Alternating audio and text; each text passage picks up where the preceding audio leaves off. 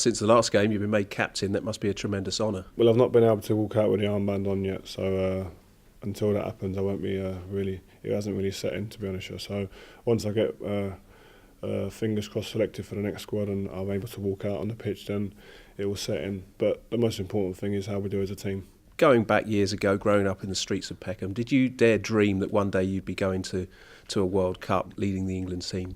Of course you dream as a kid. That's all you ever do as a kid. You sit in class and the teacher's reading out a multiple set of questions, and all you're thinking about is playing football and playing for a club team or playing at the World Cup or scoring a winning goal here or there, and that's all you ever done as a kid. So to be living them dreams like I have done and hopefully will do in the future is fantastic. And as I said, I'm just blessed that I'm in a position to be able to do that. And there's quite a few of the boys who've come through from those days at West Ham, particularly Frank Lampard, and then more recently Michael Carrick, Joe Cole as well. Is it important that you've got that bond that goes back a long way? Does that help a lot? In a way, yeah. I think that we know each other's games. We've known each other for years and years really. So yeah, I'm sure it has some positive effect. But again, it's about us doing well as a team now. Obviously, everyone looks back to the last time we won the World Cup and all the players that played for West Ham then. It'd be great if we could achieve that now. But as I said, the players are playing for the individual clubs now, and it's about bringing all of our experiences that we've had throughout our careers and recently into one room and into one squad and making it happen. You talk about West Ham in '66, and Bobby Moore is obviously an iconic figure. The comparisons have been made with you all through your career. Would it be the perfect sort of comparison to be lifting the trophy as well? As a kid, you dream about lifting the trophies, but to lift the World Cup would just cap everything off. And as I said, it would be the proudest moment of anyone's career. But I don't let myself get caught up in that whirlwind of thinking about things like that. You think about getting through the group stages first, and then take it game by game from there, as you do with your clubs. It's been a good qualification campaign for England. They sailed through it. There must be a real optimism in the camp at the moment. Yeah, there is. I think the manager's just instilled a very, very strong belief in this squad.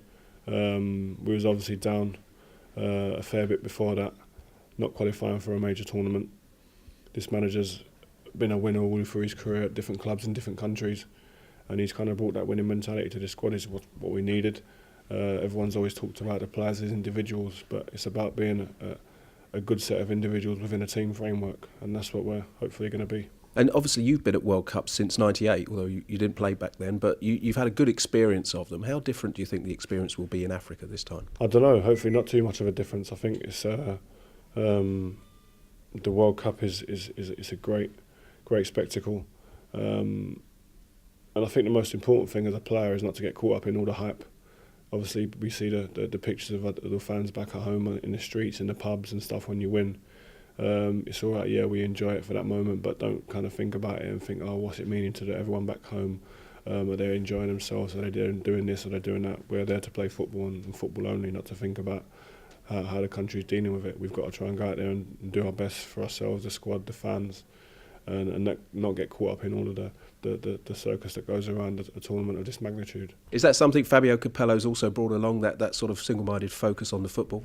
I'd say so a little bit, yeah. We won't know exactly until we get there what the situation is, but I'm sure from experience his manager's very professional, meticulous, making sure that everything's done the way he wants it, and that will put us in good stead to do well in this tournament, I'm sure. The English clubs are all now out of the Champions League. That obviously means the season will finish a little bit earlier for all English players.